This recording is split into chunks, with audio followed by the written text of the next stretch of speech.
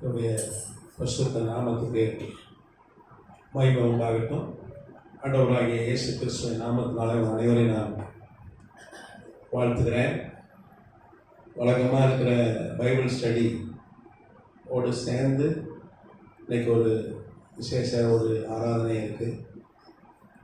நீங்கள் அதில் நீங்கள் அணைய வந்திருக்கீங்க, அதுக்காக நன்றி சொல்கிறேன். குறிப்பாக மத்தியில் பேராயர் தமிழரசை வந்திருக்காங்க, பேராயர் ஆல்வின் ஐயா, பேராயர் தயானந்த ஐயா வந்திருக்காங்க, நிறைய ஊழியர்கள் வந்திருக்கிறாங்க.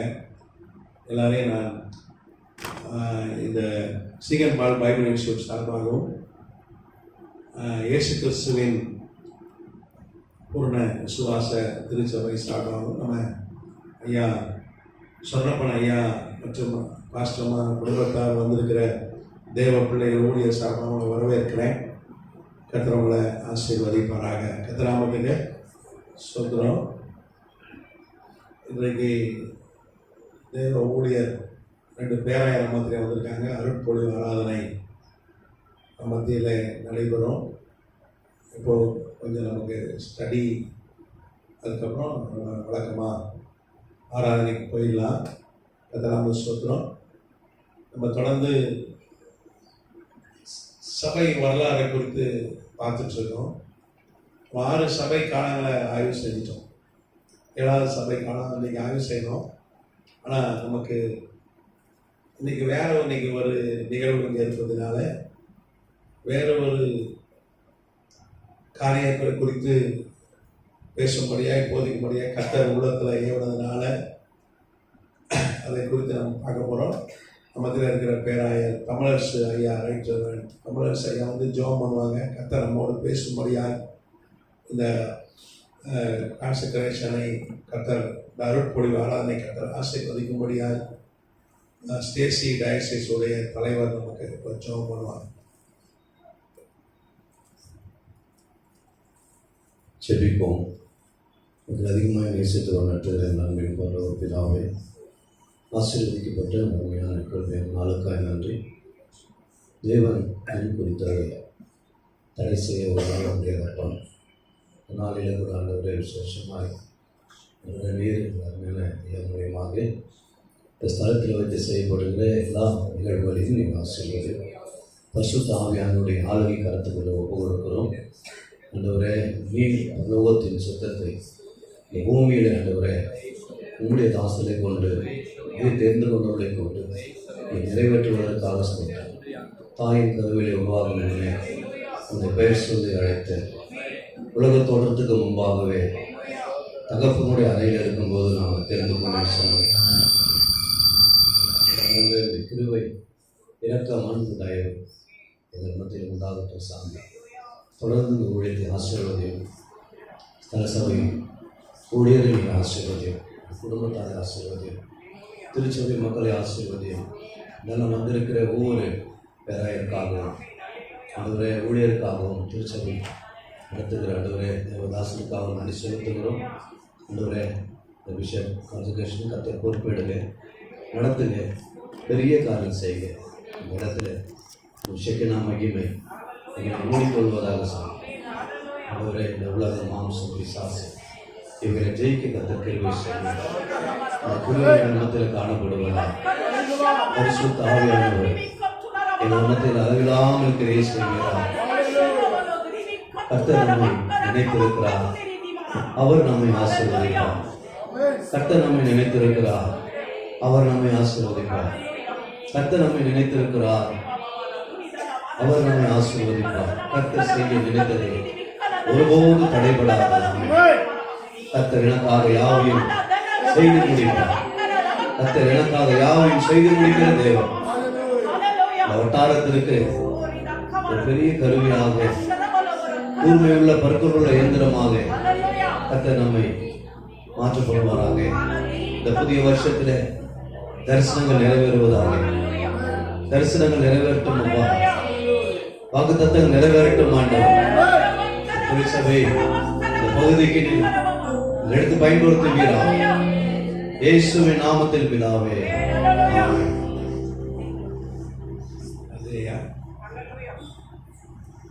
Praise the Lord.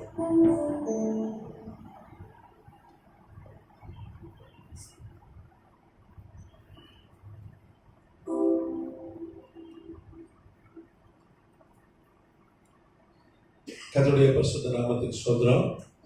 அருமையான இந்த வேளையில கூட சில வார்த்தைகளை நாம் வாசித்து கற்றுக்கொண்டு விட்டு பிறகு முக்கிய நிகழ்வாகிய அருட்பொழிவு ஆராதனைக்கு நாம் கடந்து செல்ல போகிறோம்.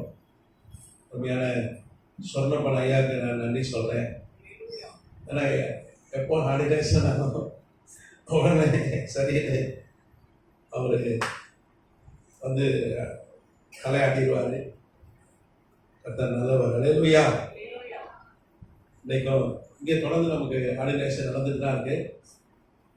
போன எப்போ நடந்து கடைசி ஹாலிடேஸ் எப்பையா சந்திரையா ஃபர்ஸ்ட் வீக் நடந்தது. ஃபர்ஸ்ட் வீக் கூட இங்கே ஹாலிடேஸ் நடந்தது. கர்த்தர் நல்லவர். அல்லேலூயா. வேத புஸ்தகத்திலிருந்து வாசிக்கலாம். 1 சாமுவேல் தீர்க்கதரிசி உடைய புஸ்தகம் 10ஆம் அதிகாரம்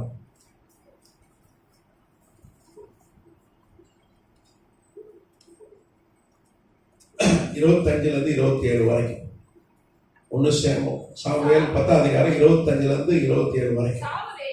ராஜாங்கத்தின் முறையை ஜனங்களுக்கு தெரிவித்து அதை ஒரு புத்தகத்தில் எழுதி கர்த்தருடைய சந்நிதியில் வைத்து ஜனங்களை எல்லாம் அவரவர் வீட்டுக்கு அனுப்பிவிட்டார். சவுலும் கிபியாவிற்கு தன் வீட்டுக்கு போனார். தேவன் எவர்கள் மனதை ஏவினாரோ அவர்களும் அவனோடு கூட போனார்கள். ஆனாலும் பேலியாளின் மக்கள் இவனா நம்மை ரட்சிக்கப் போகிறவன் என்று சொல்லி அவனுக்கு காணிக்கை கொண்டு வராமல் அவனை அசட்டை பண்ணினார்கள். அவனோ காது கேளாதவன் போல இருந்தான். அல்லேலூயா. இங்கே இஸ்ரவேல் தேசத்தின் முதல் அரசன் சவுல் எப்படி அவன் அரசன் ஆனபோது ஆரம்ப நாட்களில் என்ன நடந்தது என்று நாம் பார்க்கிறோம் பைபிள்ல. நீங்க பார்த்தீங்கன்னா இஸ்ரவேல் தேசத்துக்கு அவன் தான் முதல் அரசன். கர்த்தர் அவனை தெரிந்து கொண்டு அவனை முதல் அரசனாக கர்த்தர் அவனை அபிஷேகம் பண்ணும்போது அவனுக்கு வயது 30. சாமுவேல் தீர்க்கதரிசியை கொண்டு கர்த்தர் அபிஷேகம் பண்ணினார். 1043 கிமு 1043 பிசி 1043 பிசியில் நடந்த ஒரு வரலாற்று சம்பவம். இதிலிருந்து ஏறக்குறைய 2065 ஆண்டுகள் முன்பாக 70 ஆண்டுகள் முன்பாக ஒரு 3075 ஆண்டுகள் முன்பாக நடந்த ஒரு உண்மை சம்பவம். கர்த்தராமத்துக்கு சோதரம். இன்னைக்கும் தொல்லியல் துறை விஞ்ஞானிகள் சவுலுடைய அரண்மனையை கண்டுபிடித்திருக்கிறார்கள். அவனுடைய கல்றை வந்து சேலம் ஒரு இடத்துல இருக்கு இஸ்ரேலில். அவனை குறித்து நிறைய கல்வெட்டு ஆதாரங்கள்லாம் இருக்கு. நிறைய கண்டுபிடிச்சிருக்காங்க. இஸ்ரேல் தேசத்தில் மியூசியத்தில் அவன் வாழ்ந்ததுக்கான ஆதாரங்கள் நிறைய இருக்கு. வரலாற்றிலையும் நிறைய பதிவுகள் இருக்கிறது. கர்த்தராமத்துக்கு சோதரம். அப்போ ஒரு பெரிய ஆவிக்குரிய தலைவன் சவுல், பெரிய ஆவிக்குரிய தலைவனாய் சவுல் இருந்தான். சவுல் ராஜாவாகும் போது அவனுடைய கழுதை தொலைந்து விட்டது. அவன் பென்யமீன் கோத்திரத்தை சார்ந்தவன். அன்னைக்கு வந்து இஸ்ரேல் தேசத்துல ரொம்ப சின்ன கோத்திரம்னா பென்யமீன் கோத்திரம் தான். நம்ம எல்லாருக்கும் பைபிள்ல வந்து தெரிந்த ஒரு பகுதி. இஸ்ரேல் தேசத்துல பென்யமீன் கோத்திரம் அவர்கள் வந்து மற்ற கோத்திரத்தாரோட யுத்தம் பண்ணதுனால அந்த பென்யமீன் கோட்டை அழுத்தி போட்டு ஒரு 600 பேர் மாத்திரம் தான் காக்கப்பட்டாங்க. எல்லாம் செத்து போயிட்டாங்க.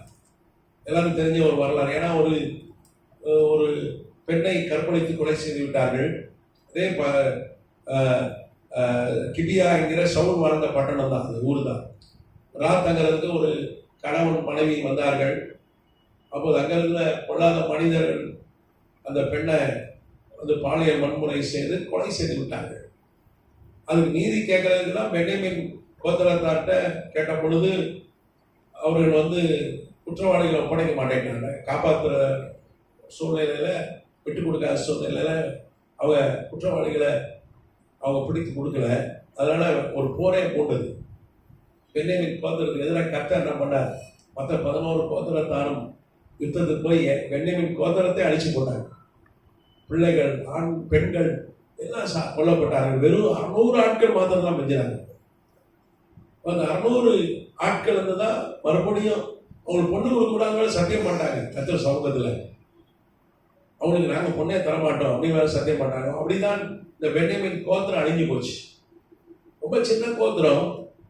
கர்த்தர் அதே கோத்திரத்தில் தான் முதல் தலைவனை, ஒரு ஆவிக்குரிய தலைவனை கர்த்தர் எழுப்புகிறார். கர்த்தநாமத்துக்கு ஸ்தோத்திரம். அதுவும் சவுல் கடவுளை நினைச்சிருக்க மாட்டான்.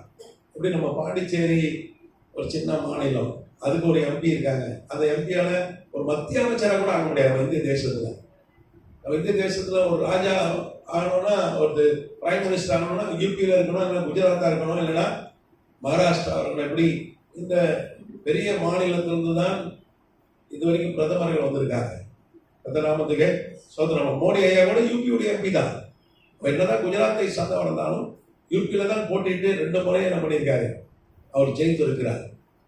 பெரிய மாநிலத்தில் தான் ஒரு தேசத்தை ஆளுகிற ஒரு தலைவர் வர முடியும். பாண்டிச்சேரி ஒரு சின்ன மாநிலம். அதுல இருந்து ஒரே ஒரு எம்பி தான் பாண்டிச்சேரிக்கு. ஒரு மந்திரி கூட ஆக முடியாது. அப்படி ஒரு சின்ன ஒரு மாநிலம் தான் இந்த பென்யமீன் கோத்திரம். ஒரு சின்ன மாநிலம். அவனே சொல்றானா, எங்க மாநிலம் ரொம்ப சின்னது, அந்த கோத்திரத்துல எங்க குடும்பம் தான் அது ரொம்ப சாதாரண குடும்பம், நாங்கதான் சாதாரண ஆட்கள் அப்படின்னு சொல்றான். ஒரு சாதாரண ஆளுதான். கழுதை காணோம். அவன் தேடி ஒரு 3 நாள் தேடுறான். பைபிள்ல நீங்க வாசிச்சிருப்பீங்க. 2 மாநிலம் போயிட்டான். முதல் பென்யமீன் தேடுறான். அதுக்கப்புறம் யூதா கோத்திரம், அதாவது 12 மாநிலங்கள் தான் இஸ்ரேல் தேசம். 12 கோத்திரம் தான் இஸ்ரேல் தேசம். ஒரு கேரளாவோட சின்ன நாடு தான். கேரளாவோட சின்னது. நீங்க பாத்தீங்கன்னா ஒரு பெரும்பகுதியை தேடுறான். ஒரு 2 மாநிலத்துல கழுதையை காணும். தேடுறான். இருக்கிற காசுலாம் செலவாயிட்டு, உணவுலாம் போயிட்டு. இப்பதான் வேலைக்காரன் சொல்றான், தேவனுடைய ஊழியக்காரன் ஒருத்தர் தீர்க்கதரிசி இருக்காரு சாமியார், அங்க போனா நமக்கு ஒரு தீர்வு வர, கட்ட சமூகத்துக்கு போன்னு சொல்லி கூட்டு போறான். அப்ப சொல்றான், என்கிட்ட 1 ரூபா கூட இல்லை, 10 பைசா கூட எல்லாம் இழந்து வந்திருக்கேன், சாப்பிட்றது கூட ஒன்றும் தின்பண்டம் கூட இல்லை. ஒரு 2000 ரூபா அவன் சொல்றான், வேலைக்காரன் என்கிட்ட ஒரு 2000 ரூபா இருக்கு, கொஞ்சம் சேக்கல் இருக்குன்றான். ஒரு 2000, இன்னைக்கு மதிப்பு 2000 ரூபாய், என்கிட்ட ஒரு 2000 ரூபாய் இருக்குன்றான் வேலைக்காரன். நம்ம அதை கொடுத்துருவோம் அவருக்கு காணிக்கான்னு சொல்லி. அப்படிதான் போனாங்க. போன இடத்துல தான் கர்த்தர் சாமியார்ட்ட சொல்லிட்டாரு, ஒருத்தன் வருவான், அவனைதான் நீ ராஜாவா அபிஷேகம் செய்யணும்னு சொல்லி ஆண்டவர் சொன்ன பொழுது கர்த்தர் சாமுவேல் தீர்க்கதரிசியை கொண்டு சவுலை ராஜாவை அபிஷேகம் பண்ணினார். அல்லேலூயா. அன்னைக்கு பழைய ஏற்பாட்டுல ஒரு ராஜாக்கள் ஒரு ஆவிக்குரிய தலைவர்களாக இருந்தார்கள். இன்னைக்கு புதிய ஏற்பாட்டில் ஊழியர்களுக்கு சமமாக இருந்தார்கள். கர்த்தநாமத்துக்கு ஸ்தோத்திரம். அவரும் ஒரு ஊழியக்காரன் தான், சவுலும் ஒரு ஊழியக்காரன் தான். நீங்க பாத்தீங்கன்னா சாமுவேல் அபிஷேகம் பண்ண உடனே பரிசுத்த ஆவியானவர் மேல இறங்கினா எல்லாம் என்ன சொன்னாங்க, சவுலும் தீர்க்கதரிசிகளில் ஒருவன் ஊழியக்காரன் தான் அவனும். அவனுக்கு ஒரு பெரிய ஒரு அபிஷேகம், பெரிய திட்டம், பெரிய அழைப்பு. இந்த இஸ்ரேல் ஜனங்களுக்கெல்லாம் தலைவனா கர்த்தருங்க அழைக்கிறார், அபிஷேகம் பண்ணுகிறார். அதுக்கப்புறம் சாமுவேல் எல்லாத்தையும் கூடி வர செய்து, அதுக்கப்புறம் தான் என்ன, ஒண்ணுமே கிடையாது. ஒரு ஸ்ட்ரக்சர் கிடையாது, ஒரு அமைப்பு கிடையாது, ஒரு அரண்மனை கிடையாது. ஒரு அரசாங்கம்னா கட்டடங்கள்லாம் இருக்கணும்ல, மரத்தடிலே அரசாங்கம் எங்கோ அரசாங்கம்னா அதுக்கு ஆட்கள் இருக்கணும், ஒண்ணும் கிடையாது. ஆனா அபிஷேகம் பண்ணியாச்சு. நம்ம ஆண்டவர் பார்த்தீங்கன்னா இல்லாதவர்களை இருக்கிறது போல் அழைக்கிற தேவன். முன்னாடியே அவரை எல்லாத்தையும் செஞ்சிருவார். இல்லாததை இருக்கிறது போல அழைக்கிற தேவன். வெளிச்சம் இல்லை, வெளிச்சம் உண்டாங்கடாதான் வந்துச்சு. இல்லாதவர்களை இருக்கிற போல அழைக்கிற தேவன். இங்க ஒண்ணுமே கிடையாது. ஒரு ஸ்ட்ரக்சர் கிடையாது, ஒரு அமைப்பு கிடையாது, ஒரு ராணுவம் கிடையாது, அதிகாரி கிடையாது. எல்லாம் இருக்கணும். ஒரு ராஜானா ராஜா கிட்ட இருக்கணும், மந்திரிங்க இருக்கணும், அதிகாரிங்க இருக்கணும், படை தளபதி இருக்கணும். இப்போ ட்ரம்ப், அமெரிக்க ஜனாதிபதி ட்ரம்ப் பதவி நீங்க பாத்தீங்கன்னா ராணுவ தளபதிகளாம் இருந்தாங்க. இந்த வாட்டி அமெரிக்க ஜனாதிபதியுடைய பதவி பெறவெல்லாம் ரொம்ப பக்தியா, ரொம்ப ரொம்ப ஆச்சரியமா நடந்தது. இந்த வாட்டி தான் அதிக ஜெபம். ட்ரம்ப் ஒருத்தன் சுட்டான், குறிப்பா சுட்டான். அது மண்டையில பார்த்து சுட்டான். அந்த கத்தரை காப்பாற்றி காதை கழிச்சு போயிட்டு அன்னைக்கு ரசிக்க போட்டார் ட்ரம்ப். அது வரைக்கும் நம்ம பயங்கர அவர் பேசினாரோ அராஜகம், பயங்கரமா பேசுவார். எல்லாத்தையும் மிரட்டுற ஆளு. யார்கிட்டயும் வந்து பட்சமா பேசுற ஆளும் கிடையாது. ஆனா ஒருத்தர் சுட்டா அந்த துப்பாக்கி கொண்டு காதை கிழிச்சிட்டு பண்ணதுனால ரட்சிக்கப்பட்டு அவர் சொன்னாரு, இயேசுதான் ஆண்டவர், அவர் தான் என் பாசு, எனக்கு உயிர் பிச்சை கொடுத்துருக்காரு, எனக்கு ஒரு தவணை கொடுத்துருக்காரு. யாருக்கும் என் வாழ்க்கையில ஒரு திட்டம் இருக்கு. சொல்றது யாரு? உலகத்தை ஆட்டி படிக்கிற மாதிரி ஜனாதிபதி. அவர் சொல்றாரு 78 வயசு, என் வாழ்க்கையிலேயே ஒரு திட்டம் இருக்குன்னு நான் புரிஞ்சுக்கிட்டேன். ஒரு குண்டு என் காதை தொட்டுட்டு போன உடனே இல்லையா இருக்கிறதுலே பெரிய பதவி வந்துட்டேன். ஏற்கனவே ஒரு வாட்டி வந்துட்டேன். ஒரு 4 வருஷம் இருந்து அவர் ஆட்டி படிச்சுட்டு போயிட்டேன். இப்ப என்ன சொல்ற, இப்ப திட்டம் வந்து நிறைவேற போதான். இது வரைக்கும் திட்டம் நிறைவேறவே இல்லை. கர்த்தருடைய திட்டம் இனிமேதான் நிறைவேற போதுன்ற கையில பைபிளிஸ்டா பேசுறாரு. எல்லா வீட்டுக்கும் பைபிளை கொண்டு வந்து நான் சேர்த்துருவேன், எல்லாரையும் ஜெபிக்கிறவனா நான் மாத்திடுவேன். வந்தவன கடற்கடை நீ தனி பேனா கையெழுத்து போட்டார். நீங்க பார்த்துருப்பீங்க. என்ன கையெழுத்து? அபார்ஷன் கூடாது கையெழுத்து போட்டார். ஆம்பளை கல்யாணம், பொம்பளை கல்யாணம் கூடாது கையெழுத்து போட்டார். எல்லாத்தையும் கர்த்தர் அவரை கொண்டு ஒழிச்சு போட்டார். கர்த்தராமத்துக்கு மறுபடியும் கிறிஸ்தவத்தை நான் மீட்டெடுப்பேன்னு சொல்லி அவர் பேசி இருக்கிறார். கர்த்தராமத்துக்கு சொத்துறோம். அப்போ ஒரு பெரிய ஒரு ராணுவ அதிகாரிகள், ராணுவ தளபதி தான் வந்து கூட்டு போறான் இந்த பதவியேற்பு விழா. நீங்க பார்த்திருப்பீங்க, நிறைய அதிகாரிகள் இருந்தார்கள். ஆனா அன்னைக்கு சவுல் பதவியேற்கும் போது ஒரு அதிகாரி கூட இல்ல, ராணுவ தளபதியா இல்ல. பிறகுதான் அப்னேர் தளபதி ஆனா. அன்னைக்கு அப்னேர் எங்க இல்ல, ஒரு ஆளும் கிடையாது. பாவம் வந்தான் அவன் பாட்டுக்கு. அவரை ஒளிஞ்சிக்கவே செஞ்சுட்டான். அவனை தேடி கண்டுபிடிச்சு கொண்டு நிறுத்தினாங்க. வந்தவொடனே கர்த்தர் அவனை தெரிந்து கொண்டார். அப்புறம் அபிஷேகம் பண்ண உடனே சாமுவேல் தீர்க்கதரிசி சொல்றாரு, 25ஆம் வசனத்துல வாஸ்தவம். சாமுவேல் 1 சாமுவேல் 10:25 சாமுவேல் ராஜாங்கத்தின் முறையை ஜனங்களுக்கு தெரிவித்து அதை ஒரு புஸ்தகத்துல எழுதி கர்த்தருடைய சன்னதியில வைத்து ஜனங்களாம் அவரை வீட்டுக்கு அனுப்பிவிட்டாங்க. இப்பதான் பைலாவே போடுறாங்க. அபிஷேகம் பண்ணியாச்சு, பதவி கொடுத்துட்டாரு ஆண்டவர். இப்பதான் எனது சட்டத்திட்டம் எழுதுறாங்க. இப்படிதான் ஒரு அரசாங்கம் இருக்கணும் அப்படின்னு இப்பதான் வந்து என்ன பண்றாங்க, கான்ஸ்டியூஷனே எழுதுறாங்க. இப்பதான் எழுதிட்டு எல்லாம் அவன் வீட்டுக்கு போயிட்டான். சவுலும் வேதத்துறது அவன் வீட்டுக்கு போயிட்டான். அவன் வீட்டுக்கு போயிட்டான், கிபியாவுக்கு போயிட்டான். அவன் அரண்மனைக்கு போல, அமெரிக்க ஜனாதிபதி ஒயிட் ஹவுஸ் போவாரு போல. இப்போ நம்ம ஊர்ல பிரதமருக்கு வீடு உண்டு அரசாங்கத்துல, முதல்வருக்கு அரசாங்கத்துல வீடு உண்டு, மந்திரிமார்களை வீடு, அங்க போயிடுவாங்க பதவி வச்சவனே. இவனுக்கு ஒரு மண்ணும் கிடையாது, பழைய அதே வீடுக்கு தான். கிபியாக தான் போறான். போயிட்டா வேதம் சொல்லுது 27ஆம் வசனத்துல, இவனான போய் ரட்சிக்க போகிறான் என்று எல்லாரும் பண்ணாங்க. என்ன பண்ணாங்க? சிலர் அவனை அஸ்தி பண்ணினார்கள். அவனும் எப்படி இருந்தானா? காது கேளாலும் போல இருந்தான். என்ன சொன்னா, இவனையா ராஜாவை போட்டிருக்காங்க, இவனையா யாரை ஏத்துக்கல, இவன் வேலைக்கு ஆக மாட்டான், இவனால ரட்சிக்க முடியாது, இவனால ஆட்சி செய்ய முடியாது, இவனையா ராஜாவை அபிஷேகம் பண்ணாங்க அப்படின்னு சொல்லி அநேகர் வந்து என்ன பண்ணாங்க, ஏற்றுக்கொள்ளல. சவுல் காது கேட்கவே என்ன சொன்னாங்க, பேசினாங்க. யோசித்து பாருங்க. ஆனா சவுல் என்ன செய்தானா, காது கேளாதவன் போல் இருந்தான். காதுக்கு செவிட்டு காது உள்ளவன் மாதிரி இருந்துட்டான். நம்மளா தான் உடனே என்ன நினைச்சிட்டு இருக்க, நான் சும்மா கழுதை காலதான் போனேன், நானா கேட்டேன் பதவி, இந்த சாமியல் தான் என் தலையில என்னை அபிஷேகம் பண்ணிட்டாரு அப்படின்னு சண்டைக்கு போய் போக மாட்டோமா? கொஞ்சம் பொறுப்போம். எல்லாரும் பேசுனா நமக்கு இதாயிடும், டென்ஷன் ஆயிடும். ஐயா வேண்டே வேண்டாம், நான் என் பாட்டுக்கு நான் என் விவசாயம் பண்ண போய் ஒரு விவசாயி கத்தராமத்துக்கு சோதரான வேதம் சொல்லுது, அவனும் காது கேளாதவன் போல இருந்தான். ஆனா கத்தரவன் அபிஷேகம் பண்ணிட்டார். கத்தர் அபிஷேகம் பண்ண, கத்தரால் தெரிந்து கொள்ளப்பட்ட ஒரு ஆவிக்குரிய தலைவன் தான். இஸ்ரேல் தேசத்தின் முதல் அரசன், தேவ ஊழியக்காரன் தான். ஆனா ஜனங்க என்ன பண்ண அவனை அங்கீகரிக்கல. காரணம் ஒண்ணுமே இல்லை, ஒரு ஸ்ட்ரக்சர் கிடையாது.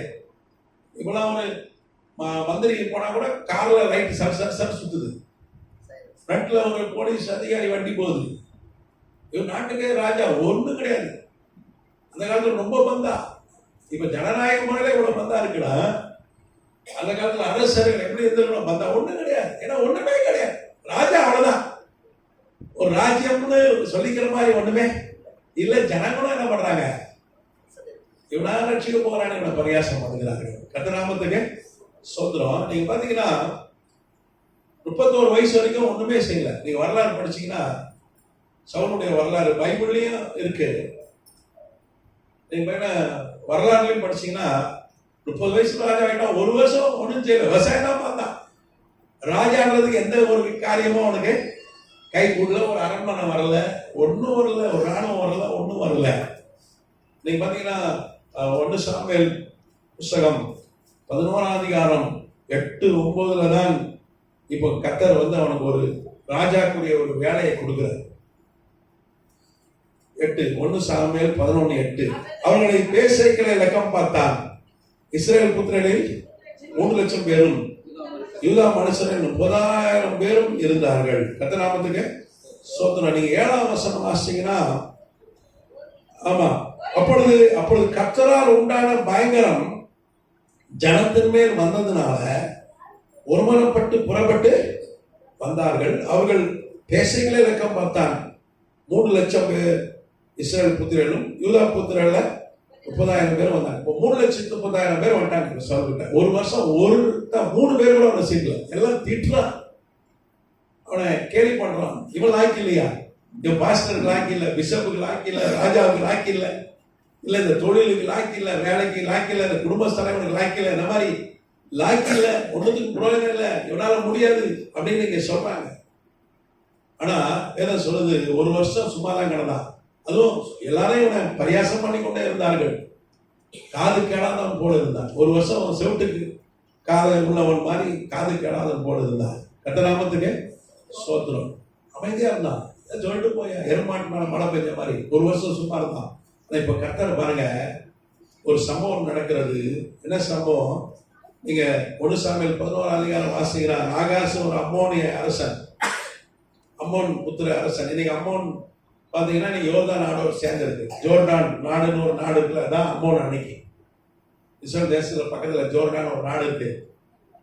முந்தானத்து கூட ட்ரம்ப் ஐயா, அமெரிக்க ஜனாதிபதி, ஜோர்டான் நாட்டு மன்னரோடு பேசி என்ன சொன்னார்னா, இந்த காசா இருக்கு பார்த்தீங்களா, காசால இருக்கிற கொஞ்சம் மிஞ்சி இருக்கிற மக்கள்லாம் நான் கொண்டு வந்து ஊர்ல விட்டுறேன், நீ ஊர்ல வச்சு உங்க நாட்டில் வச்சு நீ பார்த்துக்க, நான் காசாவை நான் கட்டின பிறகு அவங்களை நான் கூப்பிட்டுக்கிறேன்னு சொல்லி பேசியிருக்கேன். நீங்களும் அந்த செய்தியை கேள்விப்பட்டிருப்பீங்க.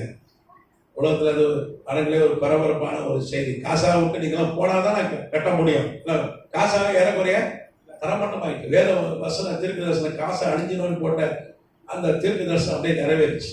சுத்தமா தரமட்டமாயிட்டு. ஒரு பில்டிங் கூட நல்லா இல்லை, எல்லாம் அங்கே மண் மேடாக தான் இருக்கிறது அங்கே. அதனால அந்த யோர்தான் அம்மோன், இன்னைக்கு அம்மோன் எது? யோர்தான் நாடு தான், ஜோர்டான் நாடு பக்கத்துல, இஸ்ரேல் தேசத்துக்கு பக்கத்துல இருக்கிறது. கர்த்தநாமத்துக்கு சோத்திரம். இன்னைக்கு அவங்க நட்பு நாடா இருக்கிறாங்க, இஸ்ரேலோட அவங்க நட்பு நாடா இருக்கிறாங்க. ஆனா அன்னைக்கு அவர்கள் எதிரிகளாக இருந்தார்கள். அன்னைக்கு அந்த தேசத்துடைய அரசன் பேர் நாகாஸ். இந்த நாகாஸ் ரொம்ப கொடியவன். அன்னைக்கு ஒரு சக்தி வாய்ந்த ராணுவம் வைத்திருந்தான். அவனுக்குள்ள ஒரு பெரிய படை இருந்தது, ஆயுதங்கள் இருந்தது. அவன் என்ன பண்ணிட்டான், இஸ்ரேல் தேசத்தின் ஒரு பகுதியாகிய யாபேஸ் அந்த பட்டணத்தை முற்றுகை போட்டான். அப்ப எல்லாரும் யாபேஸ் மக்களும் பயந்து சரணடைந்தார்கள். அவன் சொன்னா, நீங்க சரண் அடையணும்னா ஒரு கண்ணு வலது கண்ணை நேரம் பண்ணிடுவோம், உங்களுக்கு பிடிங்கிடுவேன். நீங்க வரலாறு படிச்சீங்கன்னா ஜோசபஸ் பிளேவியஸ் போன்ற வரலாற்று ஆசிரியர்கள் இந்த நாகாசுடைய வரலாறு எழுதியிருக்கிறாங்க. அவன் அப்படிதான், எங்க போனாலும் ஒருத்தர் ஒரு கண்ணை பிடிங்கிடுவான். அது குறிப்பா காத் ரூபன் அந்த கோத்திரத்தை யோர்தான் நதிக்கு அப்புறம் இருந்தார்கள். அவர்கள் ஏறக்குறைய அந்த அம்மோன் தேசத்துக்கு பக்கத்தில் குடிந்தார்கள். அதுல பெரும்பாலுடைய கண்ணை பிடிங்கிட்டான்னு சொல்லி வரலாறு சொல்கிறது.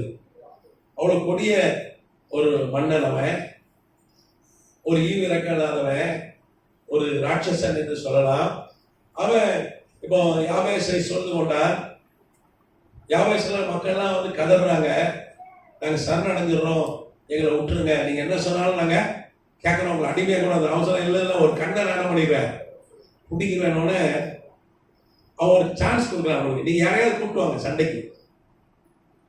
அவன் சொல்லியிருப்பான், புரிஞ்சா சவுளை கூப்பிட்டுவாங்க, ஒரு வேலைக்காக ஒரு ராஜாவும் ஒருத்தர் இருக்கான, ஒரு வருஷம் சும்மா வெட்டி ஆஃபீஸராக இருக்கால, நீங்களே அவனை கேள்விப்படுறீங்க, அவனை வேணா கூப்பிட்டுவாங்க, நான் என்ன பண்ணுறேன் அது வரைக்கும் உங்களுக்காக வெயிட் பண்ணுறேன்னு ஒரு 7 நாள் அவகாசம் கொடுத்தான். அப்போதான் வந்து இந்த ஜனங்கள் வந்து கிபியா சவுல் இருக்க பட்டணத்தில் இருந்து அழுதார்கள்.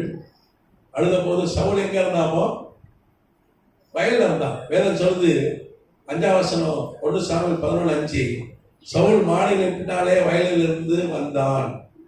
வயக்காட்டில் தான் இருந்தான். ராஜா எங்க இருக்காரு? வயக்காட்டில் இருக்காரு. ஆனா அபிஷேகம் என்னவோ ராஜா தான், இஸ்ரேல் தேசத்துக்கு தலைவர். ஆனா ஒரு வருஷமா ராஜா என்ன பண்றாரு? வயக்காட்டுல உறுதிட்டு இருக்காரு. வரம் போறலாம் காரி தூக்கிட்டு போயிருப்பான். இவனே ராஜாவா கண்டாங்க. சொன்னது ரைட்டா தான் இருக்கு. ஆனா வேதம் சொல்லுது, சவுல் இதை கேட்ட பொழுது பரிசுத்த ஆவியானவர் மீது இறங்கினான். அவன் என்ன பண்ணா, ஓரினாய் மாட்டை, அது ஏறுல 2 ஆடு இருக்காங்க, ஒரு ஆடை மாட்டை எடுத்து வெட்டி எல்லாருக்கும் ஒரு செய்தி அனுப்பலாம், எல்லாரும் வந்து யுத்தத்துக்கு வரணும், வரலன்னா என்ன ஆகும், உங்க மாட்டை இதே மாதிரி என்ன பண்ணுவேடா வெட்டி போடுவேன் அப்படின்னு சொன்ன போது வேதம் சொல்லுது, கர்த்தரால் உண்டான பயங்கரம் ஜனத்தின் மேல் வந்ததுனால ஒருமனப்பட்டு புறப்பட்டு ஒரு பயத்தை கர்த்தர் ஏற்படுத்தினார். சவுல் மீது ஒரு பயம் உண்டாக கர்த்தர் செய்தார். கர்த்தர் நாமத்துக்கு சோத்திரம். அதனால எல்லாம் என்ன பண்ணிட்டான், 3,30,000 பேர் வந்து நிற்கிறான். ஒரு 3 பேர் கூட வருவானா கூப்பிட்டா டவுட்டு. ஆனா இப்ப எத்தனை பேர் வந்து நிற்கிறான்? அந்த அபிஷேகம் கர்த்தர் அவன் மேல வைத்த அந்த அபிஷேகம். ஒரு வருஷம் எல்லாம் கேள்வி பண்றான். இப்போ 3,30,000 பேர் வந்து நிக்கிறான். அவன் சொல்றான், சவுல் சொல்றான், அந்த யாபேஸ் ஜனங்கிட்ட என்ன சொல்றான், நாளைக்கு வெயில் ஏறதுக்கு முன்னாடி, நாளைக்கு வெயில் எத்தனை மணிக்கு ஏறும்? ஒரு 11 மணிக்கு தான் கொஞ்சம் வெயில் வரும். நம்ம ஊர்ல தான் 8 மணிக்கு அடிக்குதுப்பா வெயில். அந்த அங்க கொஞ்சம் குளிர் பகுதி, இஸ்ரேல் தேசம் கொஞ்சம் குளிர் பகுதி.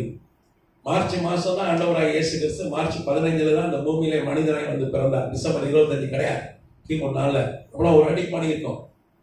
குளிர் பிரதேசம். அதனால கொஞ்சம் வெயில் ஏறதுக்கு கொஞ்சம் லேட்டாக, ஒரு 12 மணிக்கு மேலே தான் வெயில் தாங்க ஏறும். நம்ம ஊர்ல அது 7 மணிக்கு ஏறிடும்ப்பா வெயில். 7 மணிக்கு வெயில் காலத்துல பயங்கரமா நம்ம கஷ்டப்பட்டோம். கரெக்ட் தானே? அவசரம் வெயில், நாளைக்கு வெயில் வர்றதுக்கு முன்னாடி ஒரு 12 மணிக்கு முன்னாடி என்ன பண்ண போறோம், நம்ம ரட்சிப்பு உண்டாக போகுது அப்படின்னு என்ன பண்ணாங்க, தகவல் சொல்லி அனுப்பினாங்க. அல்லேலூயா.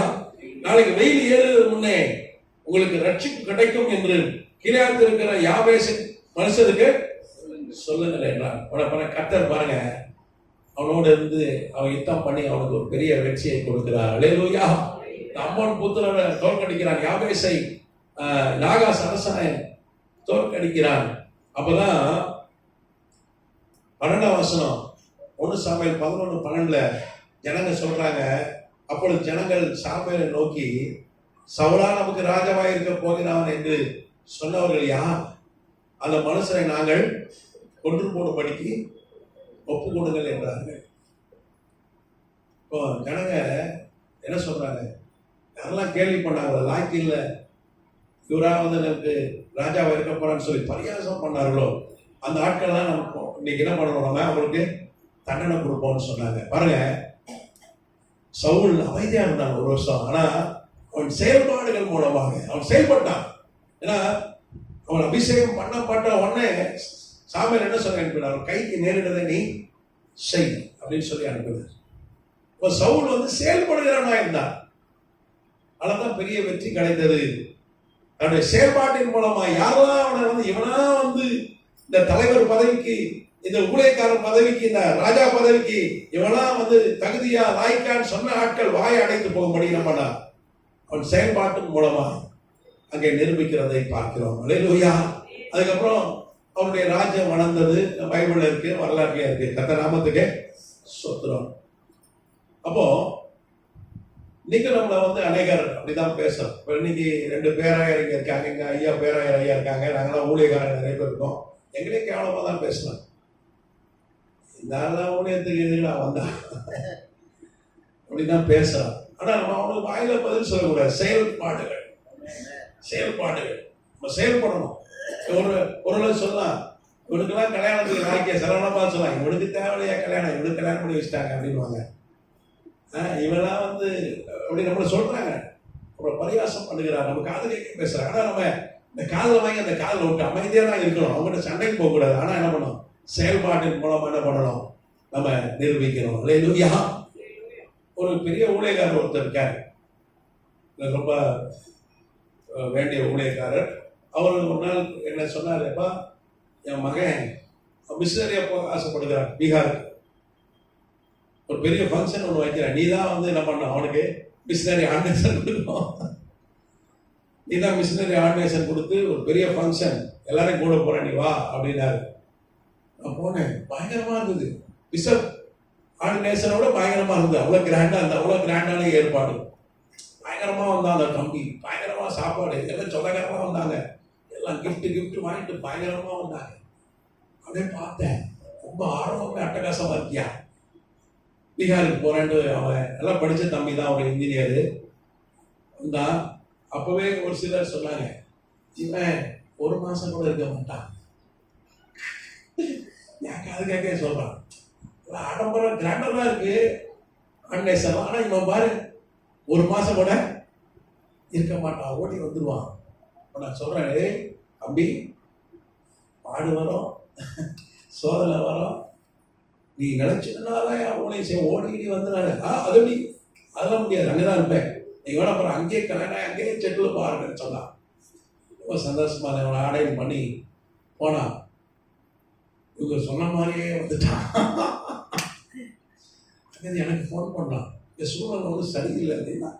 நான் அதான் சொல்றேன், பீகாருக்கு போனது நேரம் இருக்குங்க, தமிழ்நாட்டிலே பிரச்சனை, பீகாரில் எப்படிலாம் இருக்கும், ஒன்றும் சரியில்லை.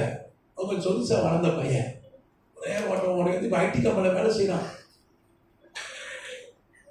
அவங்க சொன்ன மாதிரி ஆயிடுச்சு. இந்த பயலா பீகார்ல போய் ஊழியம் செய்து கிழிக்க போறான்னு எல்லாம் என் காது கேட்கவே பேசினாங்க. அப்படியே ஆயிடுச்சு. காரணம் செயல்படவே இல்லை கத்தருக்காக.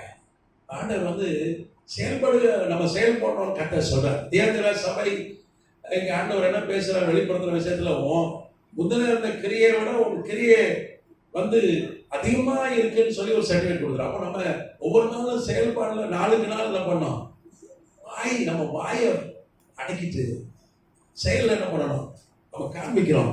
நீங்க பாத்தீங்கன்னா மத்தேயு எழுதின சுவிசேஷ நூல்ல கூட ஆண்டவராக இயேசு கிறிஸ்து இந்த பூமியில மனிதனாய் வந்தார். ஆண்டவரே மனித அவதாரம் எடுத்து வந்தார். அப்போ பிசாசு அவரை பார்த்து என்ன சொன்னார், சோதனைக்காரன். மத்தேயு 4ஆம் அதிகாரத்துல பாக்குறோம். நீங்க தேவனுடைய 6ஆம் வசனம் வாசிங்க, மத்தேயு 4:6. நீ தேவனுடைய குமாரனே ஆனால் காலக்குதியும், ஏனெனில் நம்முடைய தூதர்களுக்கு குறித்து கட்டளையிடுவார், பாதம் கல்லிடாத படிக்கி அவர்கள் உண்மை கைகளில் ஏந்தி கொண்டு போவார்கள் என்பதை எழுதியிருக்கிறேன் என்று சொன்னார். இயேசு என்ன பண்ணாரு, அவன் நான் நிரூபிக்கல, அவன் ஒரே வசனம் தான் சொன்னார், அவன் தேவனாய் கர்த்தரை பரிச்சயப்பராதிருப்பாயாக. ஆமா, அவன் என்ன சொன்னா, நீங்க தேவனுடைய குமாரனே ஆனார். பிசாசு 2 தடவை சொன்னான். முதல் வாட்டி என்ன சொன்னா, நீங்க தேவனுடைய குமாரன், 4ஆம் வசனம் 3ஆம் வசனம், நீங்க தேவனுடைய குமாரனே ஆனா இந்த கல்லுகள் அப்பமாகும்படி சொல்லும் என்றான். 2 தடவை சொல்றான், உஸ்பேத்தான், நீங்க தேவனுடைய குமாரன் நான் ஏத்துக்க மாட்டேன், நீங்க நிரூபிக்கணும், அப்படி நிரூபிச்சு காட்டுங்க அப்படின்னு ஆண்டவர் அமைதியா இருந்தார். வசனம் தான் சொன்னார். ஆனா நீங்க பாத்தீங்கன்னா மத்தேயு 9ஆம் அதிகாரத்துல எந்த பிசாசு அவரை நீங்க தேவனுடைய குமாரன் கேள்வி பண்ணாலும் நிரூபிங்கன்னு சொன்னாலும், நீங்க பாருங்க அதே பிசாசு என்ன சொல்றான், 29 வருஷம் மத்தேயு 8:29, அவர்கள் அவரை நோக்கி, இயேசுவே தேவனுடைய குமாரனே எங்களுக்கும் மக்கள் என்ன காலம் வரும் முன்னே எங்களை வேதனைப்படுத்த இங்கே வந்தீரோ என்று கூப்பிட்டார்கள். பிசாசு, அதே பிசாச ஆண்டவர் எப்படி வந்து பேச வைக்கிறார். அவர் மனுஷன் தான் வந்தார், தெய்வமா வரவே இல்லை. ஒரு வருஷம் கூட அவர் தெய்வமா தன்னை இங்கே காட்டிக்கொள்ளவே இல்லை. ஒரு சாதாரண மனிதனாய் ஒரு தாழ்மையின் ரூபம் எடுத்து, அடிமையின் ரூபம் எடுத்து தான் வந்தாரு.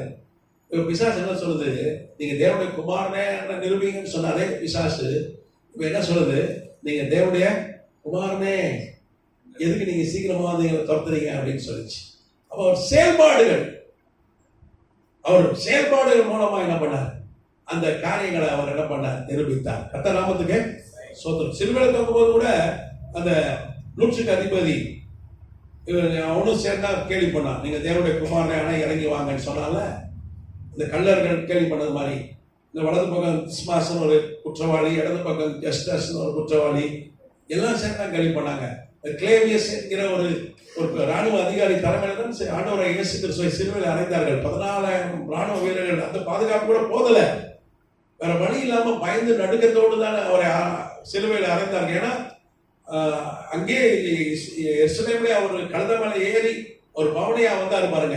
அந்த குருத்தோலை ஞாயிறு பாரம்பரிய சபையில அனுசரிக்கிறாங்களே, அப்பவே 10 லட்சத்துக்கு அதிகமான ஆட்கள் வந்தாங்க. அவரு தங்கள் சட்டையெல்லாம் அவுத்து போட்டாங்க, கழுத மேல வைத்து ஓசனான்னு கொண்டு வந்தாங்க. 10 லட்சத்துக்கு அதிகமான ஆட்கள். அவங்க பயந்தாங்க. அன்னைக்கு பஸ்கா வர கரெக்டா அந்த பஸ்கா டைம்ல தான் அவளை சிலுவையில் இருந்தாங்க. ஏன்னா பஸ்கா போய் யாரும் வரமாட்டான், எல்லாம் எருசலேம்ல தேவாலயத்துல தான் இருப்பாங்க, யாரும் வரவே மாட்டான். கரெக்டா அந்த நேரத்தை கனெக்ட் பண்ணி தான் அவரை சிலுவையில் இருந்தாங்க. அப்பா ஒரு தகவல் மாத்திரம் தெரிஞ்சுதான் லட்சக்கணக்கான மக்கள் வந்து இந்த 14 பேர் அந்த வெட்டுக்கிளியை பிச்சு போடுற மாதிரி பிச்சு போட்டுருப்பான். அது பயந்து நடுக்கத்தோடு தான் அவர்கள் சிலுவையில் அறைந்தார்கள். அவர் வந்து பெரிய செலிபிரிட்டி ஆண்டவராக இயேசு கிறிஸ்து. எங்க போனாலும் கூட்டம், சும்மா போனாலே 1,00,000 பேர் வந்தாங்க. பெரிய பிரம்மாண்டம். ஆண்டவராக இயேசு கிறிஸ்து ஊழியெல்லாம் பெரிய பிரம்மாண்டம். கர்த்தர் நாமத்துக்கு ஸ்தோத்திரம். அப்போ அந்த கிளேவியஸ் சொன்னான், அவன் தலைமையில தான் அவரை வந்து சிலுவையில் அறைந்தார்கள். அந்த ஈட்டில ஒருத்தர் குத்துறா பாருங்க, அவர் லாங்கினஸ் விழாவில் எல்லாம் சேர்ந்து சொன்னாங்க, நீங்க தேவனுடைய குமாரன் நிரூபிங்க, சிலுவை விட்டு இறங்கி வாங்க. ஆனா அவர் நினைச்சிருந்தா வந்திருக்கலாம்.